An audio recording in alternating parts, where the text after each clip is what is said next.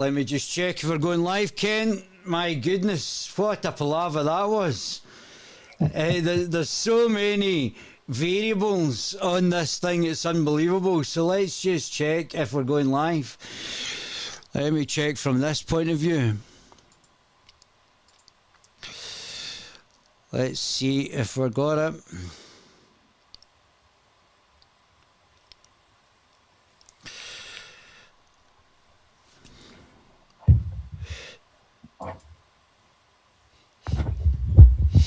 So, your channel.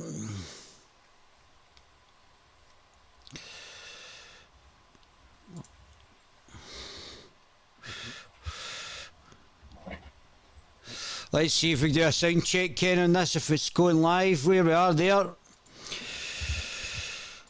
Let's see if we can hear each. Designer writes, designs, and formats their entire ebook in minutes. Let me just give a second here. Let's throwing adverts up here already. No ghostwriters, no designers. It's going live, where we are there. Oh, yeah, good sound. Let's see if we can hear each. Designer writes, designs, and formats their entire ebook in minutes. Let me just give a second here. Let's throwing adverts up here already. No ghostwriters, no designers. It's going live, where we are there. Oh, yeah, good sound. Can you hear me, Ken? Yep, you're loud and clear. That's terrific, right? I think that's us. I think we've done it at last. That's well done. We've managed to get there. Oh, let's see if we can hear each. Designer writes, Let's get rid of that. Designs, and formats their entire ebook in. Oh, wow. Yep, well, that's good. Ken, welcome back, round 2, and let's hope we get a full uninterrupted exposure this time. I swear they're definitely doing things to this. There's no way there's that many gremlins, then there's somebody else not causing problems on this stream. Yeah, so let's just go back to where we were talking about before. One of the things before we go back to talking about the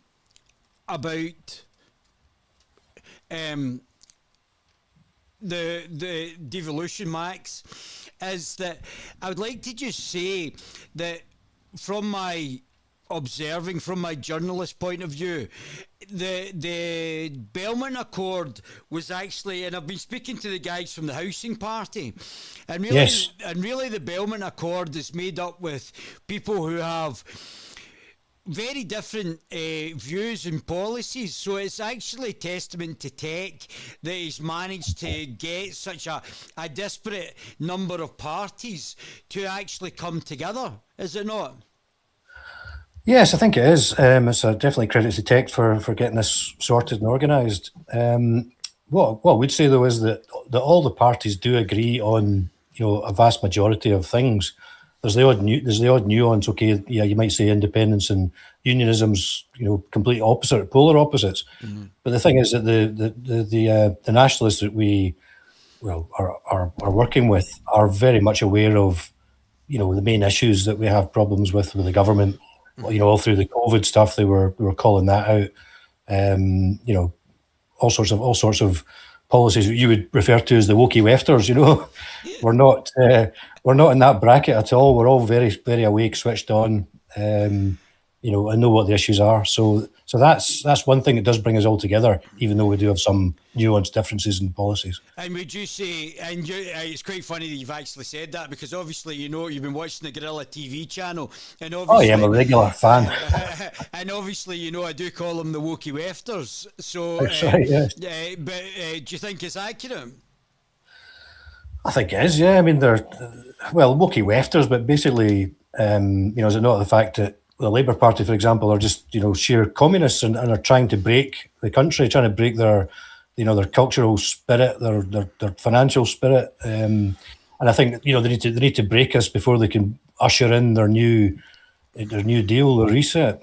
So I don't. that's I don't just think it's them that are communist. I think you could probably say that about the Greens, a large part of the SNP, even up to something like the Labour and the Liberals and even the Conservative Party. The Conservative Party were captured by woke, which is cultural Marxist ideology, which is incredible, and I think an open borders from the WEF side as well.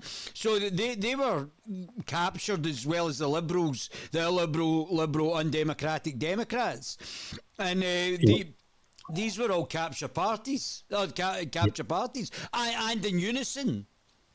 Yeah, and obviously Boris had his huge majority, and I think we all had a huge amount of hope there that there would be something, done to sort out the mess that we'd got ourselves into over the years and decades. But he just compounded things, made it 10 times worse, ushering in, presiding over the COVID debacle and all the nonsense that went with that. And it just went from bad to worse, and all these woke green policies, net zero nonsense. What's going on? It's supposed to be a conservative government we had, but it certainly wasn't that, was it? Well, it was run. The green policies came from the WEF again, because what that is them taking taxpayers' money to spend on something that's nonsense. I don't know if you've been watching. I watch things like the bison being re-released, the buffalo being re-released in America, that's green in America, in Saudi Arabia, they're planting trees all over the place. In Africa, they're planting trees everywhere as well. So they're bringing in different. In India, they're capturing the water from the monsoons and the places greening, which is all going to increase oxygen levels. And we're in the northern hemisphere where there's more people that die of cold than die of heat.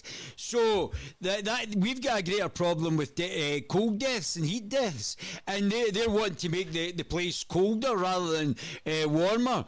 And this is a way of taking taxpayers' money and giving it to the minority through taxation and increasing the actual cost of electricity for the individual massively.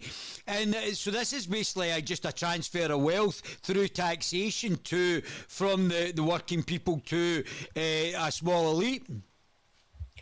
That's right, yeah. And again, all the Belmont parties would be fully on board with that, and I think they would all, immediately scrap net zero if they gain power, and they would certainly work towards scrapping net zero as soon as. You've got the three times the cost of electricity in Britain than it is in some places in other parts of the world. We're completely uncompetitive. We can't manufacture anything. Our steel industry's gone. Obviously our coal mining, but our oil industry's gone down the pan.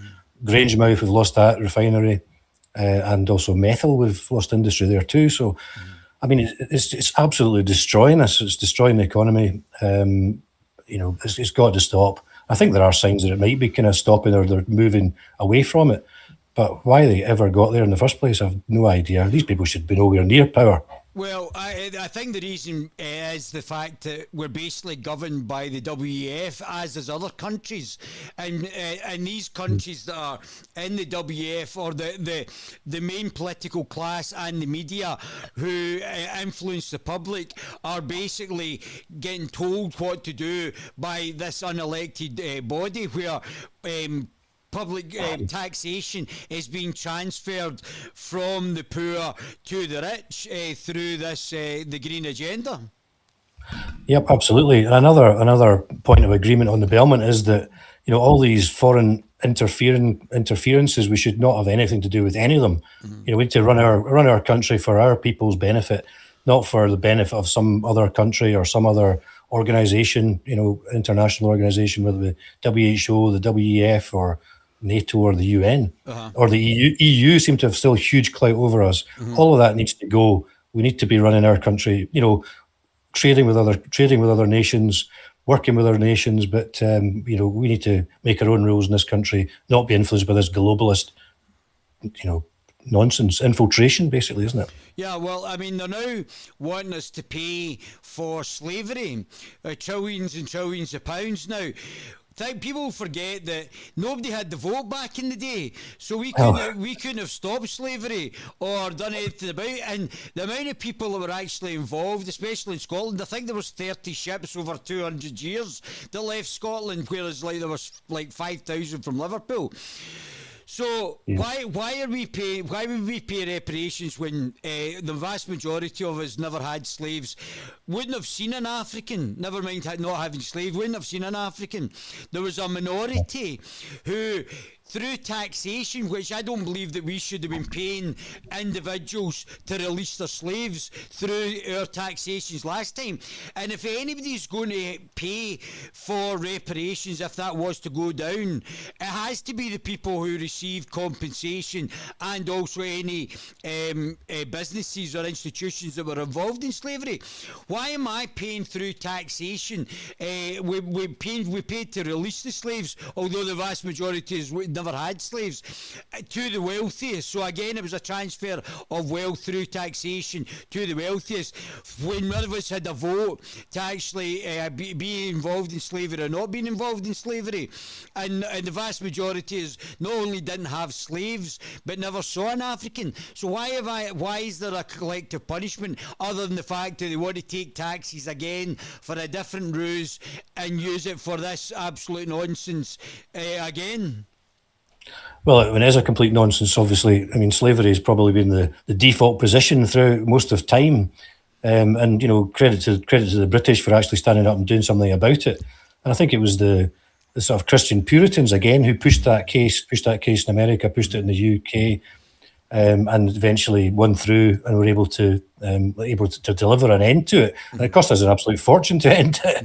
I think we've still been paying for it right up until recently, or maybe even still paying for it. No, it's just finished. It's finished. But why were we paying our taxation to people to release the slaves? That doesn't make any sense. Why am I paying taxation to a person who was already probably affluent for doing something that was probably immoral, and I had some sort of collective guilt for that to happen? How does that work? Well, you've got to ask yourself, what about, you know, not just that cost, but all the other costs that we have to pay, you know, for the taxes. The net zero is a case in point, where our energy bills are way higher than they should be. Our fuel, petrol, diesel bills are way higher than they should be. Our car repairs are way higher than they should be because they don't fix the roads. So we've all got broken cars half the time. You know, we're paying through our nose. The government has just completely lost the plot. I mean, I think they have been for a long time. Taxation needs to be completely way down from where it is. We've got VAT, which was introduced by the EU, wasn't it? And we're still paying that at 20%. So they're just taking our money and wasting it, pissing it up against the wall. Yeah, exactly. I don't think there's many pounds they take off us that they spend wisely. I think that, you know, the majority of it's probably wasted. And to keep this huge state afloat, which is completely not necessary. We shouldn't have it. We pay them tax to create more jobs, to pay more tax. You know, they need to shrink the size of the state down hugely from where it is, because they're just wasting everybody's money, making everybody's life harder. So that's where I see that.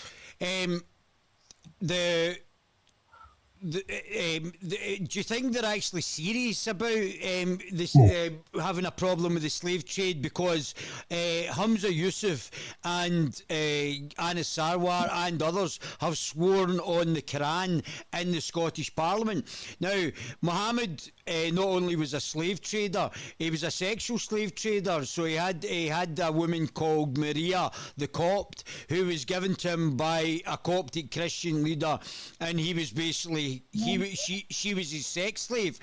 But they swore on this thing where the main protagonist, who is the ultimate individual in Islam, is a sexual slave trader.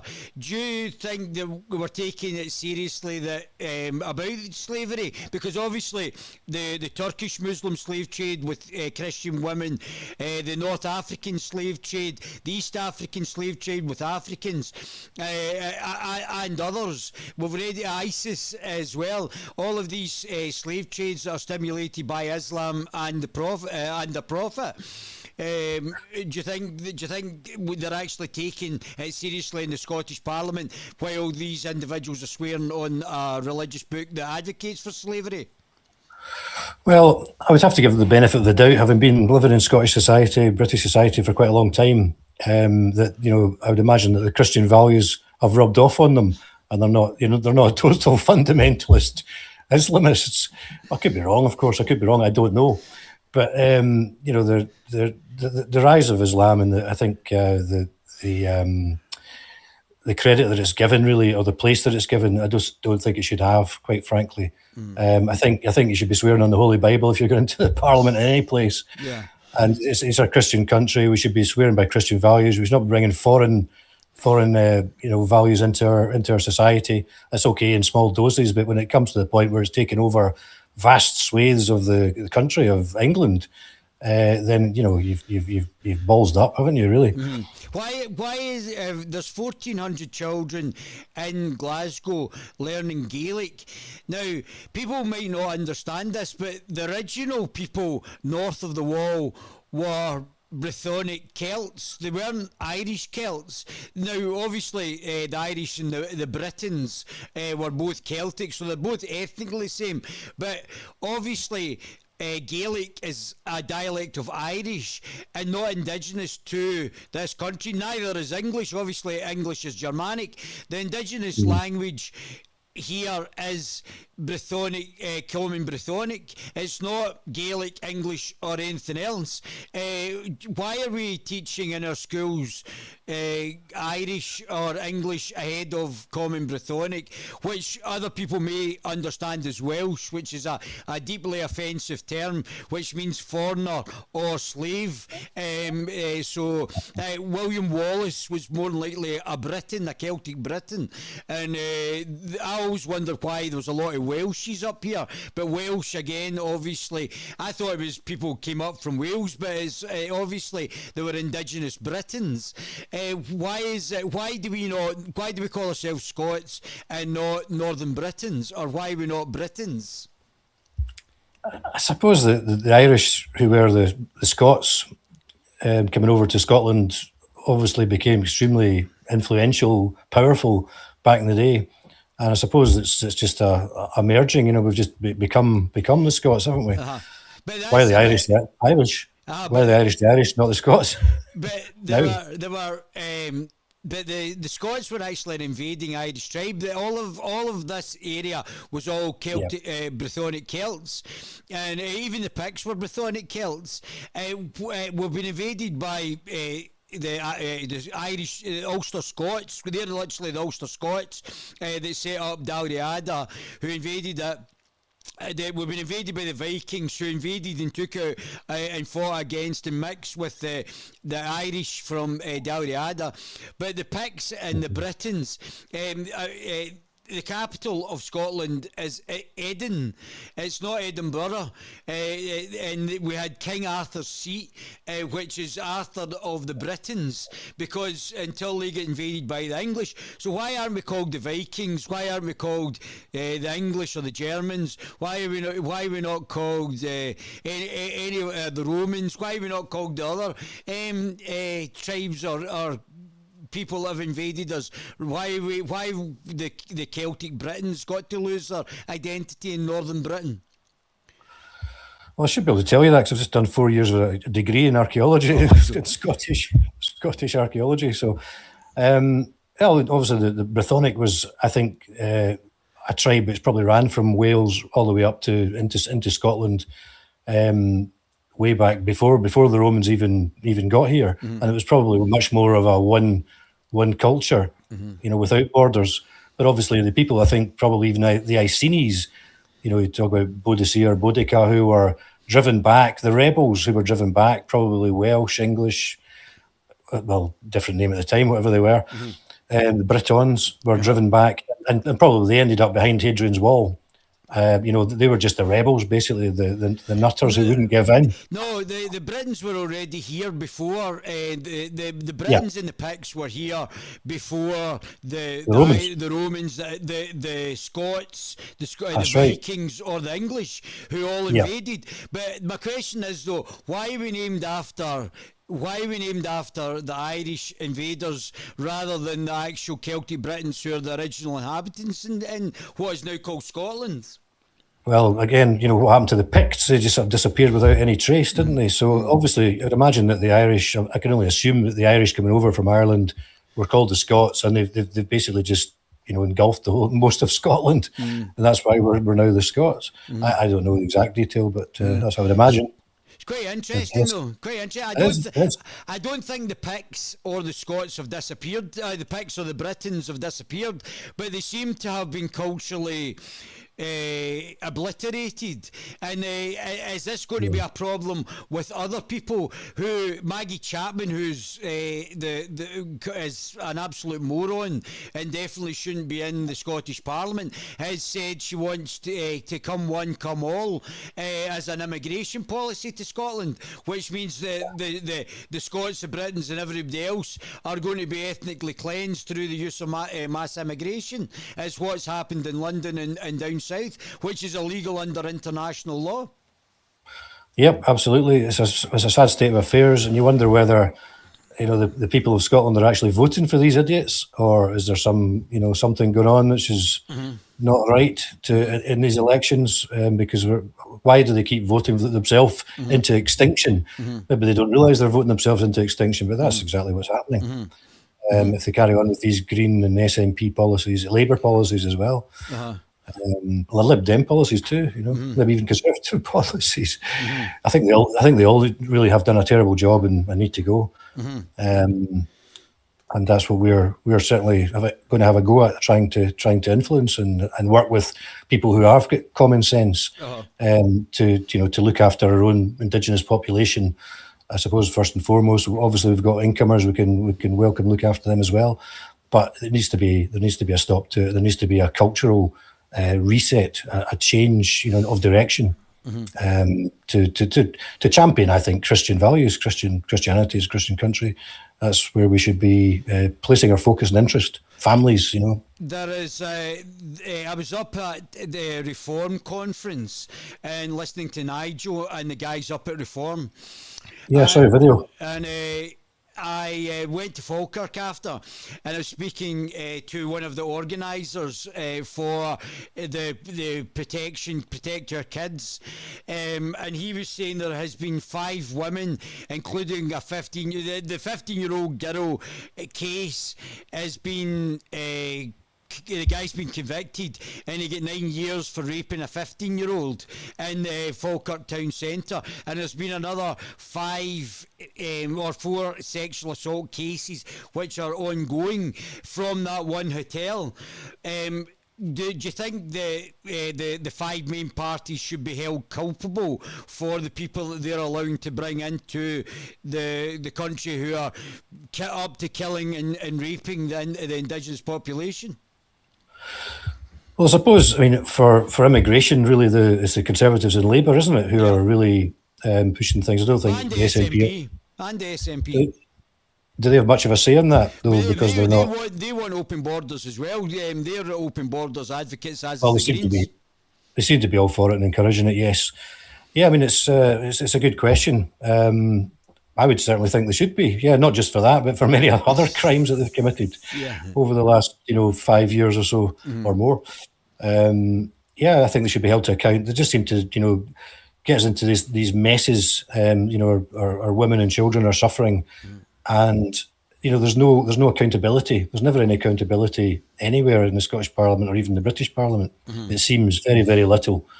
Obviously, we're supposed to be able to vote them out, which is what we need to do. But there's so many people who, I suppose, for the SNP point of view, are just, desperate for independence, desperate to get away from Westminster.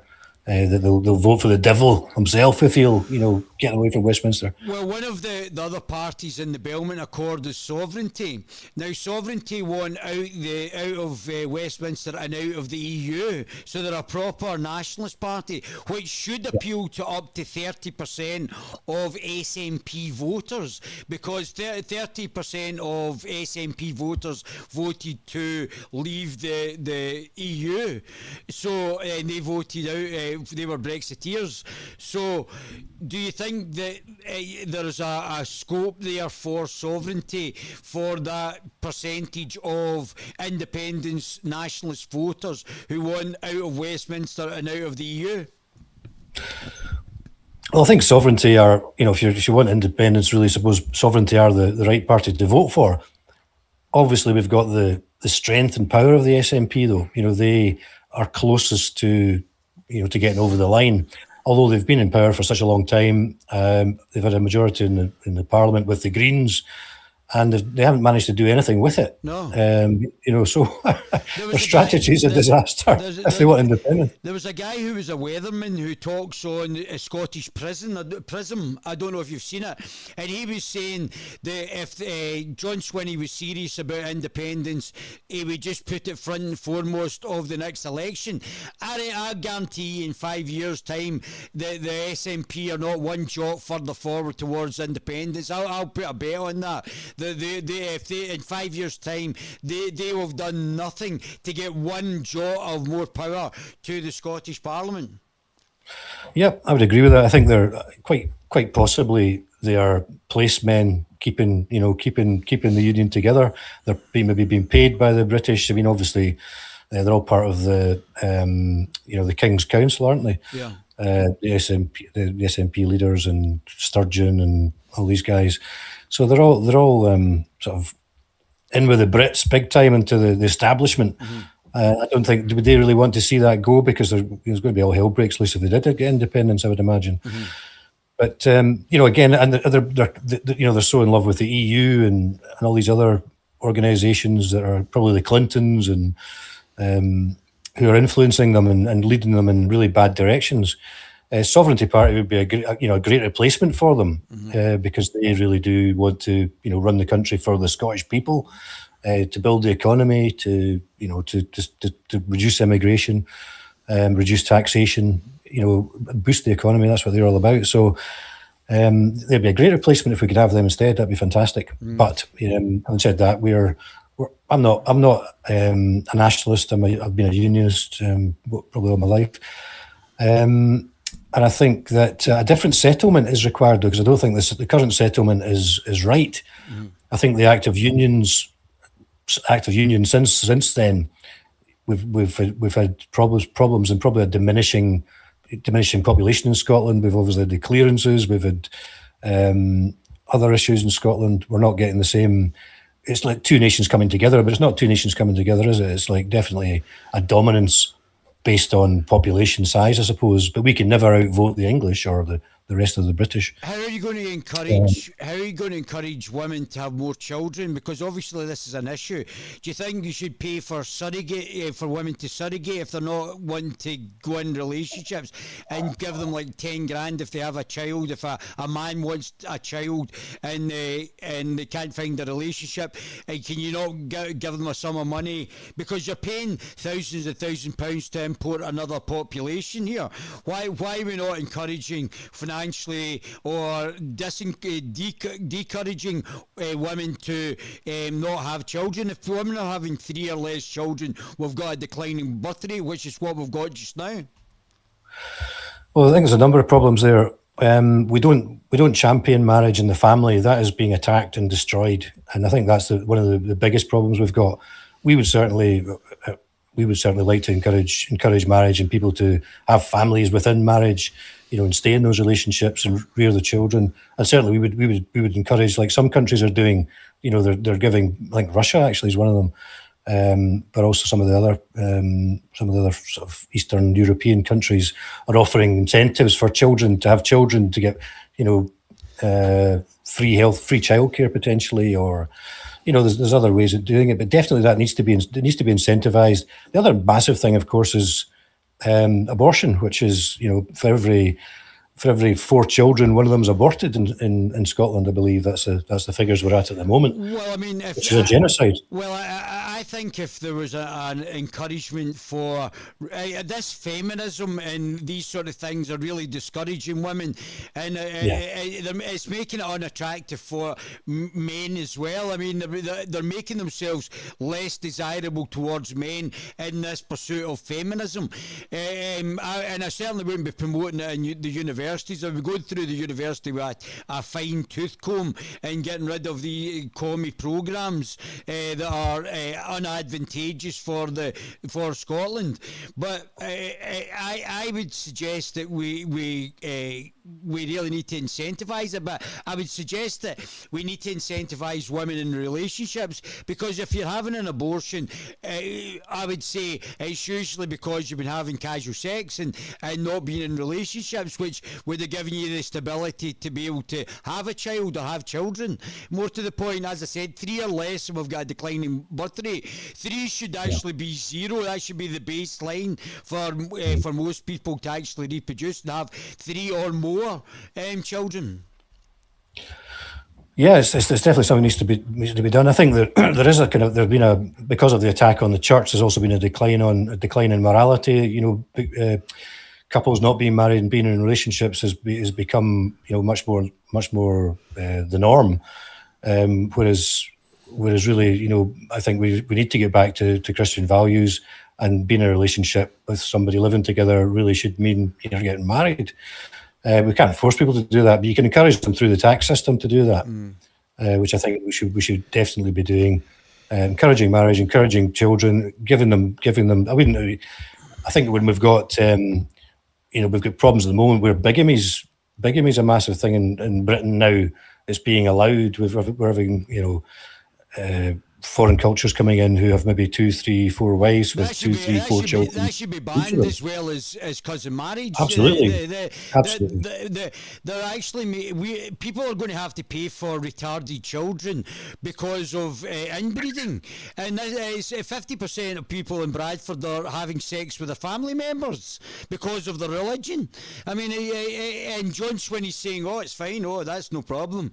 I mean, he is an absolute idiot, and there's allegations that are coming to me and the Guerilla TV channel that John Swinney is in a relationship with a trans woman, like a guy to woman trans person, which would explain why all the trans stuff for him and Nicola Sturgeon, because she's obviously either non-binary or a lesbian or something. There seems to be a sort of cohort of these individuals who are bringing in this non-binary stuff and promoting homosexuality when we've got a declining population. It doesn't make any sense unless you want to reduce population or replace it, which again is illegal under international law on the act of genocide. Yeah, it's amazing the number of leaders that you look at that are definitely suspect in that regard. Macron and Obama and others as well. It's definitely, it seems to be prevalent in the upper echelons of the political society, does it not? Yeah. So again, it's, maybe potentially there's the old adage that these individuals are compromised. That's why they're in the places they're in, because they can be easily pushed around, easily manipulated, easily told what to do. So that's definitely a serious issue, and I think I would just want to get back to good old traditional family values. And I don't mind what people do; it's entirely their business, none of my business. But at the same time, we shouldn't be having it rammed down our throat by politicians who are, maybe part of a minority. It's not the norm for most people, and it's not something that everybody wants to get involved with. So, but why are we promoting this sexuality in schools? Why are we promoting homosexuality in schools? This is it's understandable. People were saying this when I brought it up. It's understandable. Both Nicola Sturgeon never told us she was bisexual when she was, or a homosexual, even in a lavender marriage. And when she was in office, and then she's promoting all this trans stuff as if it was the done thing, and then John Swinney, who again is meant to be in a gay relationship, even though he's married, is promoting the trans stuff again. What's the story here? Well, again, I can only suggest that they are influenced or pushed by probably think tanks, maybe in America, where you've got the Clintons, you've got the Obamas, people like that who have managed to sort of force their perverted view on everybody else in society. Pushing it into schools. That potentially could be a depopulation agenda. If you're trying to change children to decide, oh, we, don't want to be a wee boy, want to be a wee girl or whatever. And chopping the genitals off. Once when he's on this X page where I've commented he might be seen a trans person with a sign saying he's against conversion. Now, what he means there is people try to persuade other people not to be gay, but he's quite happy not saying anything when children are going to get their genitals cut off. That's not conversion, and he's quite happy with that. Yeah, well, obviously, I mean, the British Parliament have got that bill going through at the moment, haven't they? The children's, I don't know what bill it is, but it's talking about puberty blockers for children, which is just an absolute disgrace. I mean, you're ruining these children's lives. You're going to sterilise them. They may be going through a phase at the moment, but when they come through the other side, once they're 18 or 21 or whatever it is, they're screwed. They can't have a normal relationship. They can't have children. And that is, to me, is it's child abuse. It's worse than child abuse. It's mutilation, isn't it? It's disgraceful. It's not conversion to Baldy John. It's what? It's not conversion. It's not conversion to Baldy John. Conversion is somebody saying to another person that he's not to be a homosexual anymore. From the church saying not to be a homosexual in the church, but cutting off somebody's penis or breasts is not conversion therapy. Yeah, it's just completely on its head, ridiculous nonsense. It needs to be sorted out. It's not, no sane person would go down that road. And I think most of the people in Scotland are sane. So why are we voting for these idiots who would promote that stuff? And the UK as well, because we've got the Labour Party in. I was at 19% of the vote they got in on, I think, actually, available electorate. So there's not a lot of people who agree with them either. But this is the flaw in the current system of democracy. We've got people who have these weird, perverted, corrupt ideas, and they can force them on the majority of the population who don't want them. So there's something not right there. That's got to sort itself out, isn't it? So let's go back to what we were discussing before at the phase one, before we get rudely cut off by the gremlins. After the independence referendum, before the independence referendum, Cameron, whoever the doughball was for Labour, and the doughball for was it Clegg, they came up and said, "Oh, we're going to give you more powers if you don't vote for." And what powers did they give us? I couldn't tell you, to be honest. None. I don't know. Did they give us nothing? None. Yeah, no. So will the AFD, the ADF, stand on a policy for a federal UK? So you've still a unionist party, but there's more control and from Westminster, in Holyrood, than that. And it's a differentiation what the other political parties are saying as well. Well, I think probably the first thing to say is we've got a huge problem at the moment because of the people who are in power in Holyrood. The SNP, Labour, vast majority of all the seats there. And I'm not sure I would trust them with an inch extra power, really. I would not want that to happen. But in a probably a sensible world where we had sensible politicians, I think the best thing would be that Scotland could, raise its own finance, could, take all the tax receipts and spend all those tax receipts in Scotland. I don't think the Barnett formula is a great idea, where English families are being given less spend per head than Scottish families. I just don't think that's right. But there's no incentive. There's no incentive in Scotland for the government to actually improve their performance, improve our economy, improve our businesses. There's just no incentives. All they want to do is bleed the UK dry. And there's also a democratic deficit because there's the English Democrats, and the fact is that there is a requirement probably through the devolution that the English get some sort of parliament, or I suggested to the housing party, the National Housing Party, that they don't put in another layer of politicians and just say that anything that's specific to England going through Westminster, Scottish and Welsh politicians can't vote on it. That would be at this stage the best option for them, I would suggest, and for the lack of democracy for the English. Yes, I would agree. I saw your interview with Pat. It was very good, and I would agree that they don't want to be setting up any new parliaments. They just want to use the elected representatives they've got to vote on English matters. It's not really fair that the Scottish MPs are voting on English matters when it doesn't affect them. Because the issues devolve to the Scottish Parliament potentially.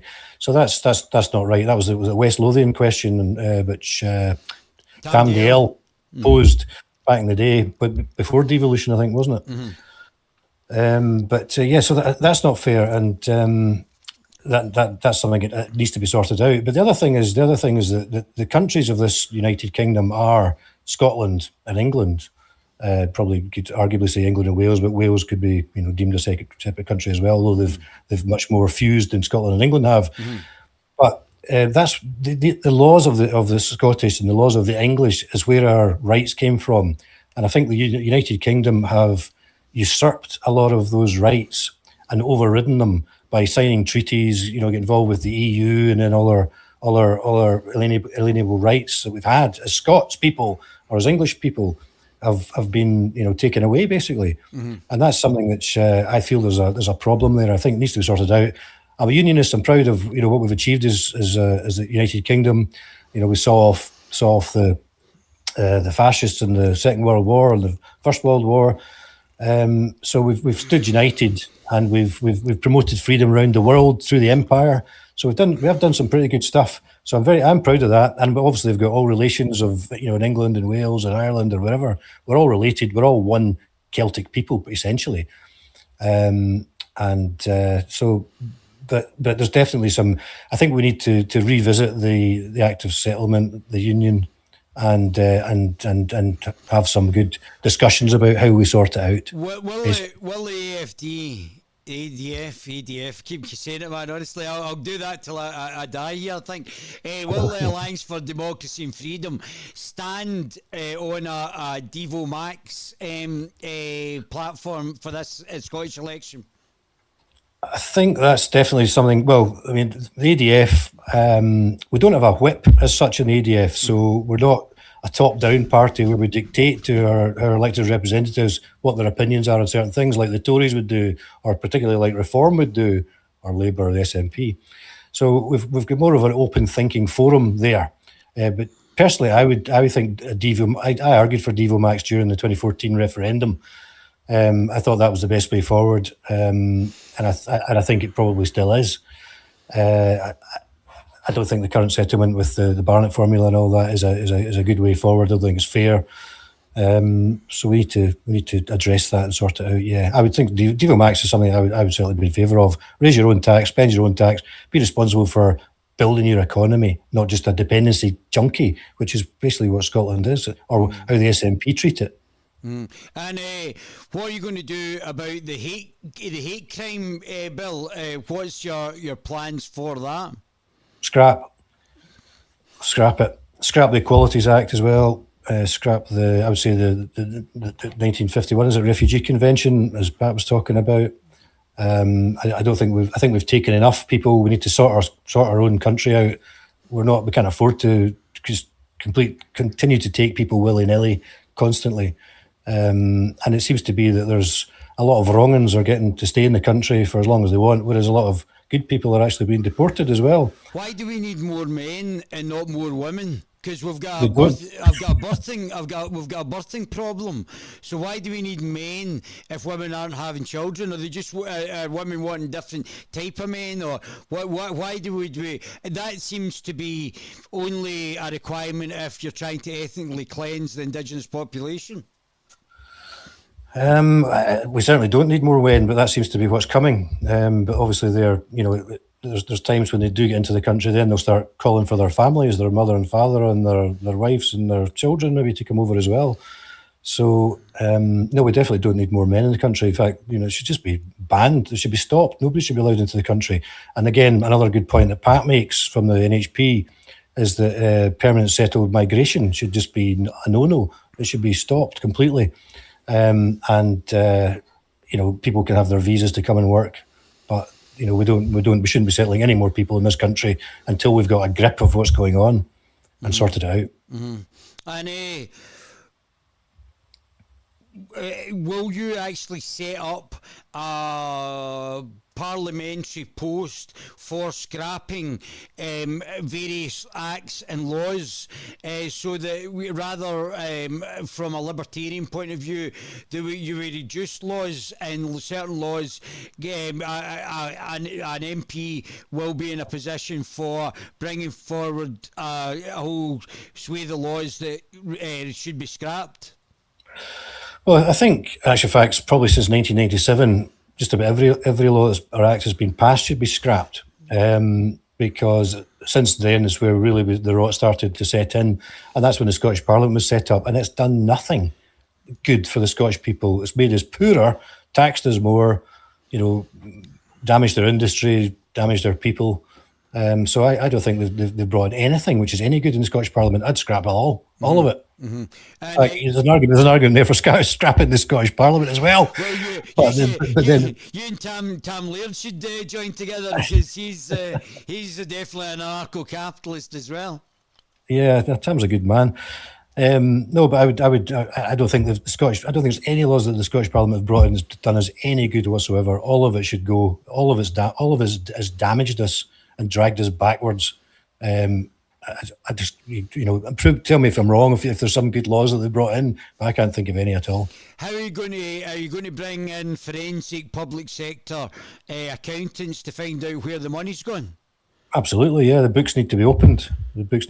As George Galloway used to say, when he was standing at the last election, those books need opened, and they need to go through with a fine tooth comb to find out exactly what's going on. Because again, they're just wasting billions, aren't they, of our taxpayers' money? Mm-hmm. And can you do time management and get business experts into the public sector to look for efficiency savings and ways of actually trying to reduce costs, but put those costs into frontline services, whether it be increasing doctors or nurses' pay, for example, but reduce actual costs involved in the actual health service to try and identify time management and other things that may not be on the front line for doctors and nurses helping people, but it could be done from a business point of view. Well, yeah, I think that's part of the big problem with the public sector is that they don't have business people in there organising their things. I was in business for about 30 years. In a small business, scrimping and scraping, trying to keep the thing going, but you learn to get by on little, and that's just something that doesn't happen in the public sector. I think they're bloated. They've got far too many staff, far too many buildings probably, and far too much expenditure. So a business head and a lot of these issues would come in. Sir Tom Hunter, for example, somebody like him coming in, or who's the other one, the Clyde Blowers guy. Top Scottish businessmen would know what to do in these situations, and I think that these are the sort of guys that we need in to sort things out. Are you going to start a Scottish sovereign wealth fund? I think we've probably got a bit of a way to go before we get to that point, David. I think you could just start it. If you start it with 50, 100 million pounds sterling per year, it's certainly going to start adding up quite soon. Yeah, well, it's a good idea, yeah. What are the Norwegians doing with theirs at the moment? Just piling it up? They're all giving it to me. They're saying, Dave, yeah, you look like the type of guy that can invest in this. No, they're piling it up. Everybody in Norway, I think, is a millionaire. Is that right? Yeah. Yes. No. Higher living standards. It's certainly quite expensive to go over there for a pint, I think, isn't it? It costs an arm and a leg. Small mortgage for a pint. I'm surprised they're not all jumping in a plane coming over here. They probably think we're still upset at them taking the women and the sheep. Maybe. Well, it's cheaper in England if they go there. I think you're better to Berwick upon Tweed, apparently, is a place Is to it? go for a. It's £5 a bottle of wine instead of £10 up here. Is Berwick not in Scotland? I don't know. What What was going to say? So yeah, I think we've covered quite a bit there. I think that's quite interesting where you are on the political spectrum. I think we're going to find out just now. One of the things that we do, Ken, is where we are the only broadcaster that actually gets the leaders of political parties to come on and actually do the political compass test, so that the actual parties can be mapped on the actual compass, political compass, so that they can't all be called far right or right wing or something like that. So the majority of them, actually, Tam was probably the furthest right, but he would be considered as an anarcho-capitalist far right, but he's not far right in the way that the press keeps talking about far right. Basically, what far right means, anti-globalist, either an individualist or a nationalist against the globalist order and open borders and the postmodernist Marxism that they're trying to bring in high taxation. That's what. So the opposite of that is this far right, but the reality is it just means you're an anti-globalist or a libertarian, or you could be far right as well and be against it. But the far right would be authoritarian capitalism or libertarian capitalism, where Tam would be as an anarcho-capitalist, where he's going slightly left to a minarchist political stance. I don't know if you've seen the interview I did with him, but it was rather interesting. No, I don't think I have, no. But I would agree with you, the far right, I think, are basically libertarians and, I suppose you could say anarchists who don't want any government at all. Whereas the far left obviously want to control every aspect of your life and every penny you hold or don't hold. Well, I was listening to that Zara Sultana, and Zara Sultana is probably an anarcho-communist or anarcho-syndicalist. So you do get the far left libertarian communists, but when that happened, they were called the Mensheviks. And they were in bed with the Bolsheviks, a bit like Antifa is. I didn't realise this. I thought Antifa were basically anarcho-communists or anarcho-syndicalists. But apparently they pally up with the tankies, the Stalinists and the authoritarian left as well, to form the black bloc.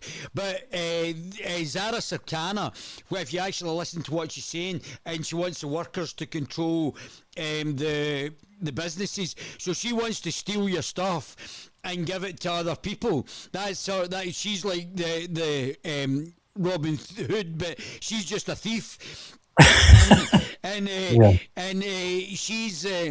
She wants to give it to other people, and this is where this comes from. She's basically either an anarcho-communist or an anarcho-syndicalist, and she's getting papped round all the places as if she's the second coming. I haven't watched too much of her, I have to say. I was watching something with Corbyn the other day, though. He's another one, isn't he? Although he was done in by the Israelis because he wouldn't agree to just passing every rule that they dictated that they wanted. So he came a cropper there. But again, he's another very left-wing man who I'm not maybe a big fan of. Yeah, well, how in Australia, I think we should pay our homage to the Jews that were murdered there in Australia. But how many people need to get raped and murdered in Europe before the politicians do something about it by the Muslims? Well, it's obviously a horrific event over there that's going on. I mean, it's just awful that it would be allowed to happen anywhere. But I mean, apparently there was not talk of one of the guys being on a watch list. So, I mean, that's something that we shouldn't have these guys in the country if they're on a watch list. If they're on a watch list, get them out, deport. Deport. Why has the British establishment let them in the first place? Well, that's anybody's guess, isn't it? But I think it's probably deliberate, and I don't think it's any accident. I think it's to destabilise our own. Well, basically, I think that Christian Europeans are probably the strongest and most successful of people, and they stand up to tyranny. They have stood up to tyranny many, many times in the past, and I think they want rid of that because they don't want people standing up to their tyranny. They want to impose it, and they want to, probably have an imam, control the masses, particularly on the Muslim side of things. But the white Christians traditionally have been extremely strong and stood up to anything like that, and they just don't want that to happen. They want an easy, malleable population they can push around, control, tell them what to do. Probably essentially just have them as slaves again, which we fought for long enough to get rid of. Now that's back. I think it's coming back. Mm-hmm. So we need to stand up now, take a stand, and fight against this tyranny which is coming down the road, or it's here already. And there's two. I know you're religious, quite religious as well, and you did we were discussing you doing the religious degree. There's been two churches burned down, one in Cumbernauld and one in the south side of Glasgow. There's been many churches burnt down all over Europe. But the Keir Starmer is giving millions of pounds to protect mosques. Why is he not doing anything to protect, or the Scottish Parliament to protect the churches getting burned down? Well, again, you can only really say that. I mean, you've got these equality laws which seem to favour the minority population. So that's not really equality, though, is it? No, it's not equality at all. But was it DEI? They're trying to give the minorities a leg up. But I also think that the church, the death of Christianity, which has almost happened, the Church of Scotland, the Church of England, they've basically died. They have gone way down. The attendances are way down. Churches are closing all over the place. The Church of Scotland website looks like an estate agent selling off so many churches. People are just not finding what they need in the churches anymore. But there are some other churches that are really making a big revival. There's the Home Church in Kirkintilloch, which is really grown from about 30 or 40 people on a Sunday up to 200 people, 300 people, 3 or 4 services every Sunday, plus opening up other churches elsewhere. So they're kind of taking over from the old Church of Scotland.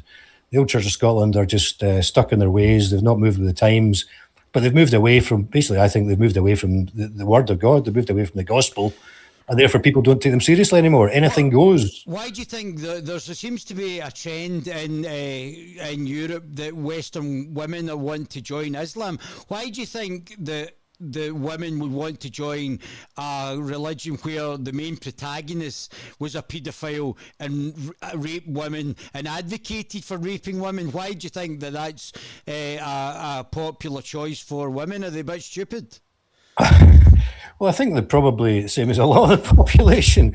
They go to school, they hear what their teacher tells them, they hear what their, the BBC tells them, and so they're indoctrinated. They're not told the cold hard facts, which they should be told. They'll be sold some idealistic view of a religion that they might decide, oh, that sounds quite good. But they're not told the truth in any of our media, any of our mainstream media, any of our papers. None of it. They're all stay away from issues which are slightly edgy, and that shouldn't be the case. And are you going to bring forward an inquiry? Because Baldy John is that's his name is not bringing in a Muslim child rape inquiry. There's a guy called Peter the Plonker Smith who works for ITV.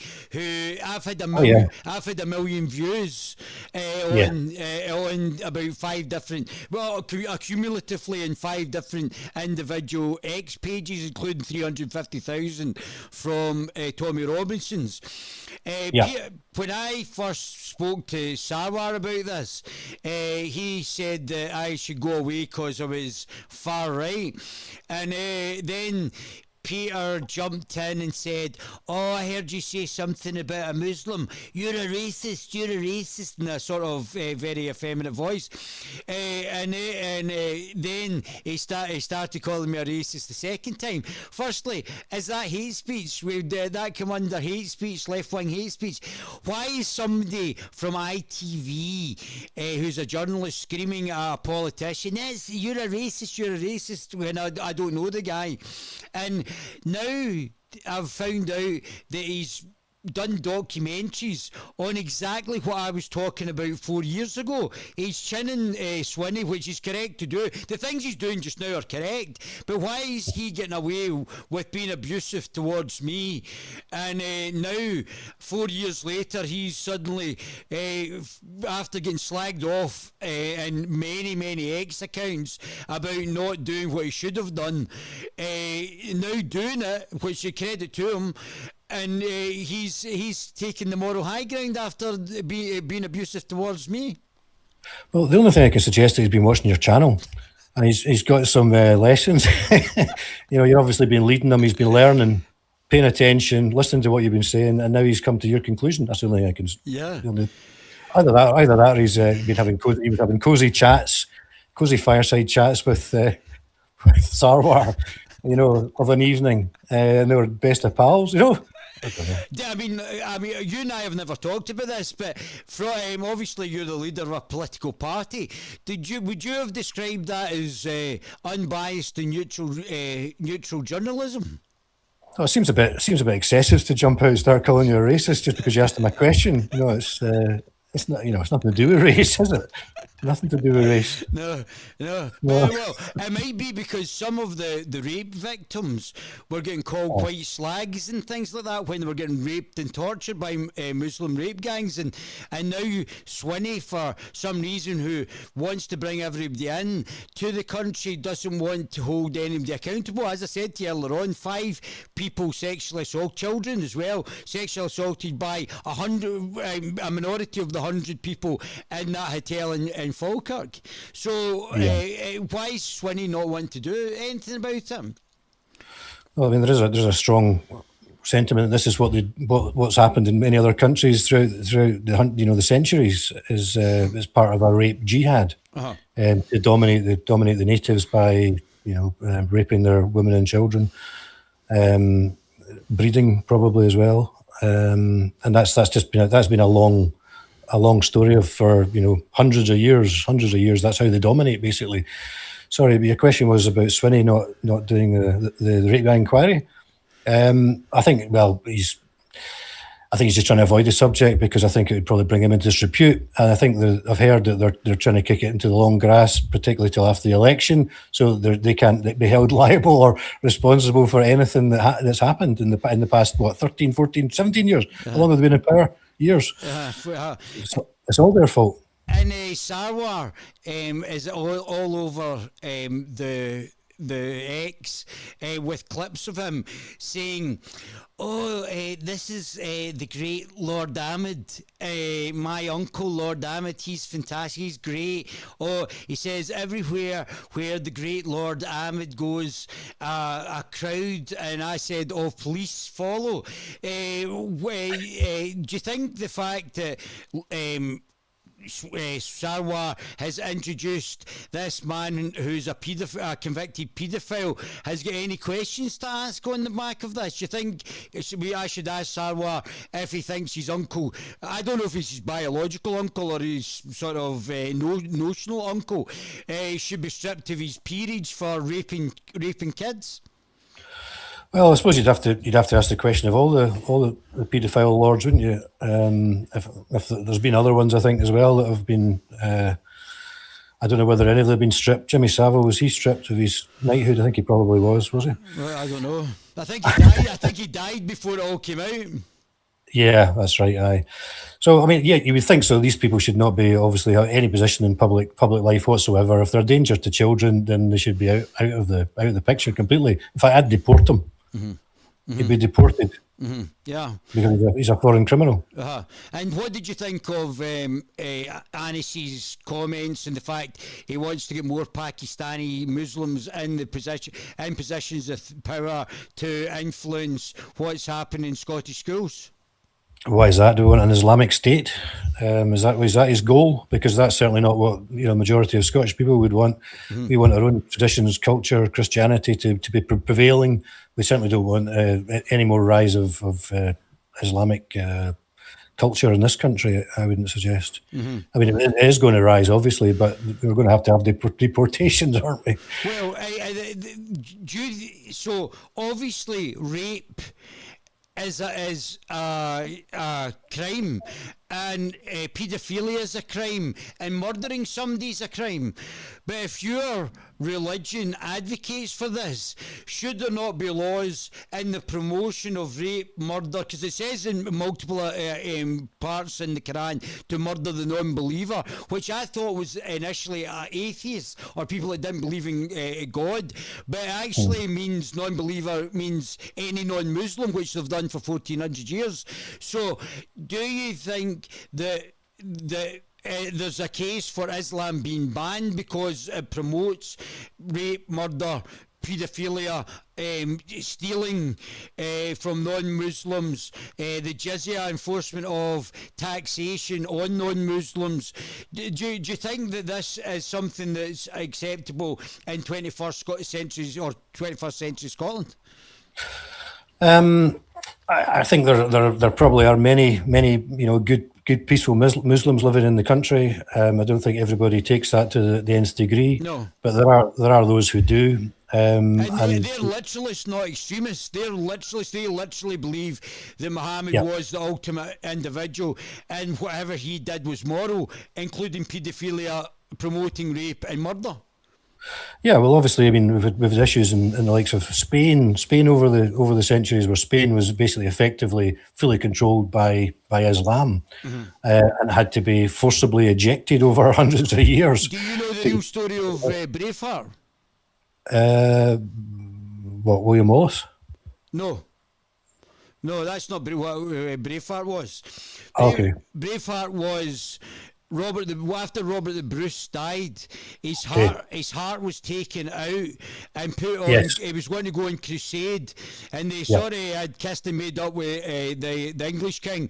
And the Black Douglas, instead of going to the Holy Land, he went to Teba in Spain for the Reconquistador, and took Robert the Bruce's heart into battle, because the Muslims back then, instead of collecting money like gold, they were collecting children and raping the children as sex slaves in Spain. So Robert the Bruce had sent his heart and to fight against the Muslims because they were doing this back in the 14th century. Yes, I had heard that. Yep. I think one of my ancestors, the Lockharts, had something to do with that. I'm not sure what the story is, but I think their crest is basically a chest with a lock with a heart inside it, or something. It's something to do with the Crusades. I'm not exactly sure what it was, but I know that story. Yeah. So that was all part of the reclaiming of Christian lands which had been taken by Islam.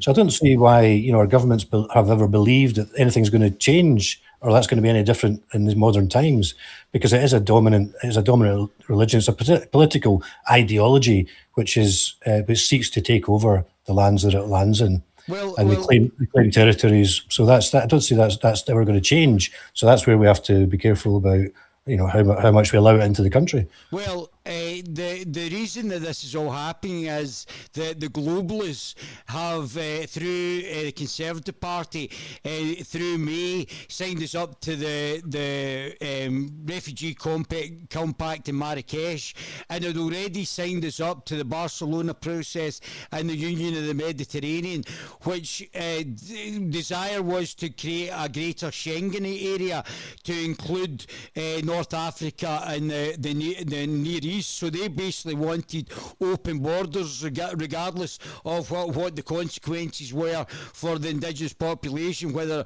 that meant pushing them out of their own homes.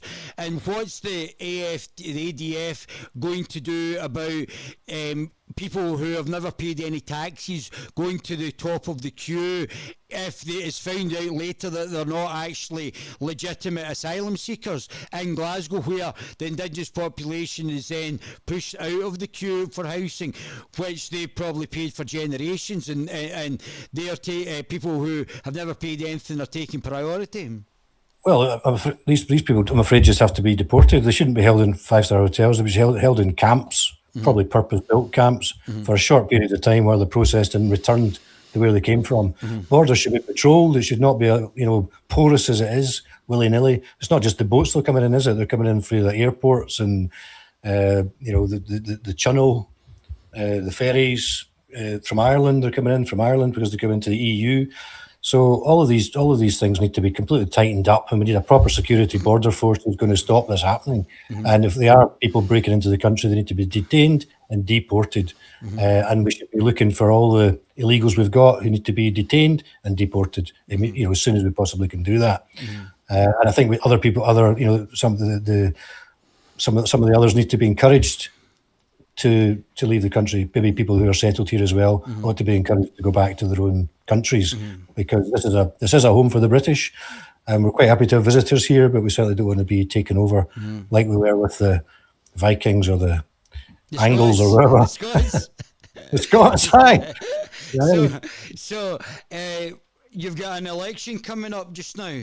So what's the strategy for the election now? One of the things that I would say is that I think you can get something like £13,000. I can't remember the exact number. That was certainly back maybe 4 or 5 years ago. So I don't know the exact number just now.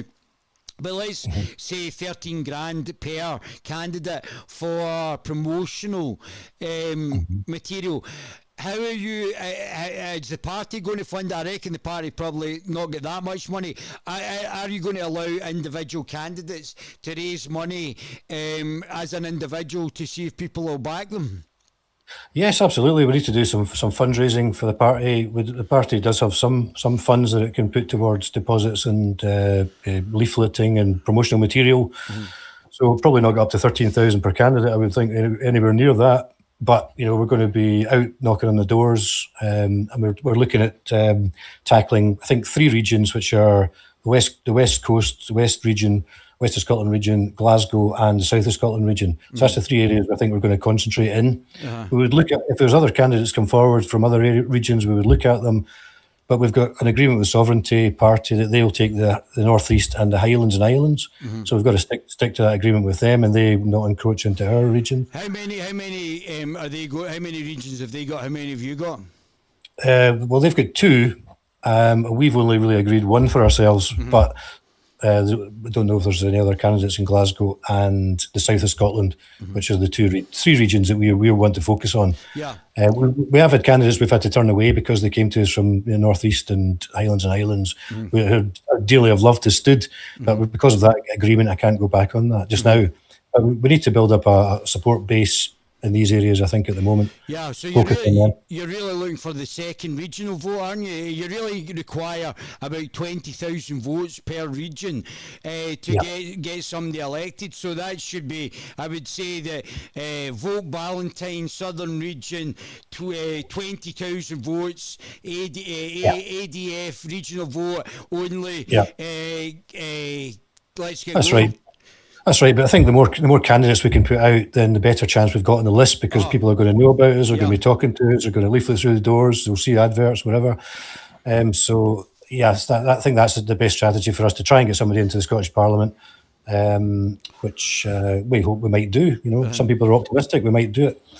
So we're certainly going to have a good go at it, and even if we don't win, we're certainly going to be drawing a line in the sand about what is right and what is wrong, because at the end of the day, that's what politics comes down to at the moment. Right and wrong, not right and left, but right and wrong. And things have gone far too badly wrong in this country. We just need a change, desperately need a change. And I don't think the other parties on offer are really offering what's right. got problems with reform because they've closed down branches who were doing fantastically well. They've got rid of a lot of really, really good people that were with them. And it's just no way to treat people. They've made false allegations. You'd expect that from the SNP. You wouldn't expect it from Reform. You know, it's crazy that they would actually enter into that kind of behaviour.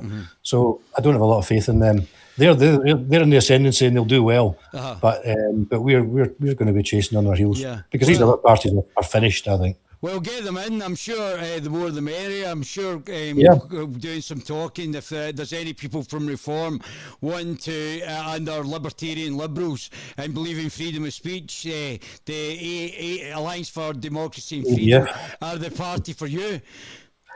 Well, I think, I'm sure there's a lot of good people in Reform. In fact, I know there's a lot of good people in Reform, and some of them we will probably support as well. But, you know, I've concerns about the leadership. I've concerns about the structure of the party, which is a dictatorship. Why would you support a dictatorship if you want a democracy and a libertarian freedom in the country? You wouldn't support a dictatorship. So why is Reform a dictatorship? You know, it is, you can't get rid of Farage. He's the man. That's it. End of. I don't agree with that kind of approach to politics at all. You might install himself as prime minister and just refuse to move. So, you know, if he's got those tendencies, he might. Yeah, well, that'd be quite interesting. But I mean, I think Farage is going to be the prime minister. I think Farage, unless Stammer decides he's going to do full-blown communism and scrap all the elections, we've already seen the scrapping of the mayoral elections, which I'm sure with democracy in your name, you're actually a true democratic party rather than South Korean democracy, where there's a degree of authoritarian totalitarianism. Well, I think in actual fact the mayoral elections was a scrapping because they already scrapped the council elections, and because they scrapped the council elections, it was deemed illegal for the councillors to actually try and bring these mayoral elections in. So I think that's why the mayoral elections were scrapped, not because Starmer's decided he doesn't want them. I think he wants them, but he can't have them because he's got some sort of legal troubles because he cancelled the council elections. I think that's the case. Don't quote me on that. Yeah, and I think Reform are taking legal action against this. Against the cancelling of the mayoral elections. Yeah, they're probably raging about it. Yeah, because they were going to win the 4 mayoral elections down there. They've got a few in potentially, yeah. If they're not rigged, I'm a wee bit worried about rigged elections as well at the moment, you know. Andy Burnham is potentially going to try for a safe seat. He says he's got a safe seat lined up to challenge Stammer. What do you think of that? Well, is that out the pot into the fire? Well, I think so. Yeah, I think so. Definitely, he's maybe a more acceptable face than Starmer, but he's not the right man for running this country. That's for sure. Nah, he's not good. And how from the Belmont Accord are you going to attract other parties? Now, it was an excellent start. I was quite shocked at how historic that was. The 7 political parties that came together. And how are you going to start to roll that up with other political parties, Family Party, Heritage, and others? UKIP potentially, Advance UK, things like that. Could this Belmont Accord be a platform for Rupert Lowe? And him as head, because they're trying to stick him back in the Conservative parties. I can already tell you that's a waste of time, because the Conservative Party are controlled by central office, and they're still going to, even if he's the figurehead, they'll still bring in wokey wafter politicians to stop him having the control. So, but could Rupert and Advance and all that come into the Belmont Accord, get Rupert Lowe as the head of the Belmont Accord, a single unified manifesto from all the parties, and Rupert, and then a whole bunch of guys like yourselves, Nick Cojones or whatever his name is, and other ones. Nick Cojones, that's a great name, because he's got big balls, and get the rest of them. So he's actually almost got a whole bunch of politicians who have been in the game for a period of time underneath him, who think similarly to him. Well, I think that's a great idea. I mean, he's just launched his Great Yarmouth First Party, which is similar to Crew First. There's no reason why he couldn't come into the Belmont. I think Brian's trying to set up as a local First Party group, but we've asked him to invite him into the Belmont as well. No, it's a great idea, and we've got discussions to be had with Ben Habib coming up. So we'll see where that takes us, and there's other potential groupings, parties, mergers, that kind of thing going on as well. So I think the whole things have been a great concept by Take Kong at the outset. I think it will grow. I think it will gain an influence. It needs to be probably slightly maybe better funded and get some more activists on the job actually organising things within the Belmont to make it really really sing, which is what we intend to do. So that would be great. If Rupert Lowe wants to come in, that'd be fantastic. Ben Habib wants to come in, great, fantastic.